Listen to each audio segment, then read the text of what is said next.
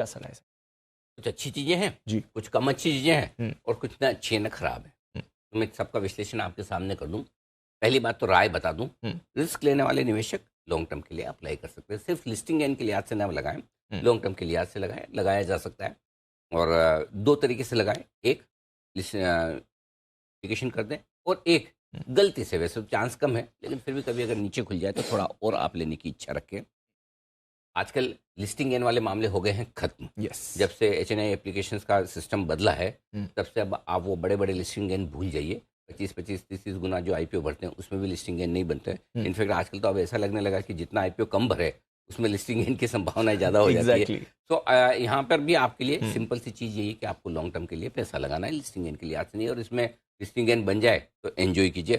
Thought process में बार बार इसलिए बोल रहा हूँ कि अब आपको भी अपनी थॉट प्रोसेस बदलनी पड़ेगी, नहीं तो बार बार आप ये कहेंगे सर आप तो लिस्टिंग गेन के लिए बोलते ही नहीं है। क्योंकि अब वो सिस्टम ही चेंज हो रहा है ग्रेजुअली, जहाँ पर आपको बड़े लिस्टिंग गेन, और अब थोड़ा वक्त ऐसा आ जाएगा कि 10% या 15% भी स्टॉक ऊपर लिस्ट हुआ तो उसे अच्छा लिस्टिंग गेन माना जाएगा। यस। तो ये पूरा बदलाव आ रहा है, इस पर फोकस करें।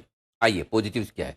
प्रमोटर्स बहुत पुराने हैं, लंबे समय से इस बिजनेस में है, करीबन करीबन 3 से 4 दशक पुराना उनका अनुभव है। हालांकि जो अच्छी रेवेन्यू ग्रोथ हुई है वो पिछले 5 सालों में हुई है। लंबे समय होने के बावजूद ऐसा लगा कि जो तैयारी आईपीओ के लिहाज से या कंपनी को नेक्स्ट लेवल पर ले जाने की थी वो पिछले 5 सालों में मजबूत रेवेन्यू ग्रोथ हुई है। पिछले 5 सालों में 33% सालाना दर से रेवेन्यू बढ़ा है, तो ये एक अच्छा संकेत है।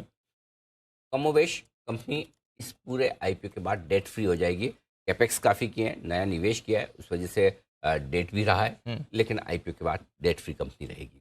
नेगेटिव्स क्या है? नेगेटिव्स भी इसे कह सकते हैं, पॉजिटिव भी, कि कुछ ही क्लाइंट्स ऐसे हैं जिनसे इनका बिजनेस आता है। 65% बिजनेस इनका मुश्किल से टॉप 4-5 क्लाइंट से आता है। कॉन्सेंट्रेशन, वो कॉन्सेंट्रेशन है, वो अच्छी बात भी है और अच्छी इसलिए कि लगातार क्लाइंट इनके साथ बने हुए हैं। लेकिन थोड़ा कभी एक आध हिल जाए तो दिक्कत भी आ जाती है, बस वही है। दूसरा, कंपटीशन बहुत है इस फील्ड में, अनऑर्गेनाइज भी। नो डाउट ऑर्गेनाइज प्लेयर्स कम है, अनऑर्गेनाइज प्लेयर्स ज़्यादा हैं। अब ये अच्छी बात है कि जो ब्रांड्स हैं वो क्वालिटी कॉन्शियस है, तो वो अच्छे लोगों से ही बनवाएगी, तो एक एडेड एडवांटेज है। लेकिन जो पंखे बनाना, मिक्सर्स बनाना, ये कोई बड़ी हाई एंड टेक्नोलॉजी है नहीं। हाँ, मतलब कोई भी बना सकता है, सस्ते दाम पे बना के दे सकता है, तो वो एक थोड़ी सी रिस्क रहती है। इसके अलावा 2-3 सालों में लगातार इनके डेटर्स बढ़ रहे हैं। जैसे जैसे बिजनेस, ये सीजनल फैक्टर भी हो सकता है, लेकिन वो डेटर्स का बढ़ना थोड़ा सा अच्छा संकेत नहीं देता है। शायद हर हाफ ईयर का इन्हें देखना होगा।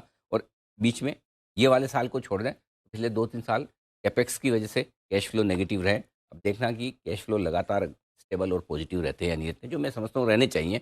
डेट फ्री होने के बाद वो एक कंफर्ट बनेगा।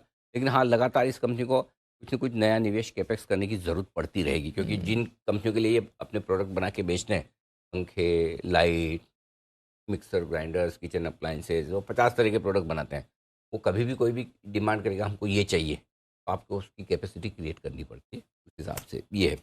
अब रहा सवाल वैल्यूशंस का, तो वैसे तो सीधा सीधा कोई लिस्टेड प्लेयर है नहीं जिससे आप वैल्यूशन कंपेयर करें, लेकिन अंबर, थोड़ा डिक्सन, पार्टली इधर उधर थोड़े थोड़े ये होते हैं, तो उनके हिसाब से देखेंगे तो वैल्यूशन रीजनेबल है।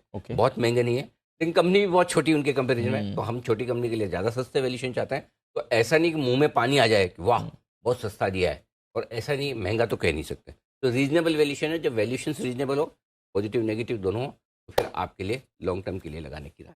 लॉन्ग टर्म के लिए तो लिस्टिंग गेन कर संभावना, लिस्टिंग बन जाए तो बन जाए, हाँ, वो आपकी आपका लक किस्मत। है। हाँ, अरे कम सोचो ज़्यादा आ जाए तो बढ़िया। आपने सोचा मैं तो फेल हो जाऊंगा, पास हो जाए, और या बोले पास हो जाऊंगा, फर्स्ट डिवीजन आ जाए। समझ गए होंगे आप, बंसल जी, समझ गए ना? जी अनिल जी, आपको अनिल जी सारे बी फार्मा वाली चीजें याद करा रहे हो अनिल जी। उस समय अनिल जी यही सोचते थे कि फेल हो जाएंगे, फिर किसी ज्ञानी ने, अनिल जी आप जैसे अनिल जी कोई सीनियर थे, मेंटर, उन्होंने समझाया, अरे भाई अगर तुम फेल होगे तो फिर पास कौन होगा, मोटिवेशन के लिए उन्होंने समझाया। तो बस अनिल जी तब से उसी गलत फहमी में जी रहे हैं। नहीं, सीनियर होंगे वागले जी, मैं कोई सीनियर इंजीनियर नहीं हूँ वैसा आपका तो बिल्कुल भी नहीं। हाँ, मैं तो आपके छोटा नहीं बोल रहा, वही मेहरबानी समझो, मैं बराबर के। अच्छा।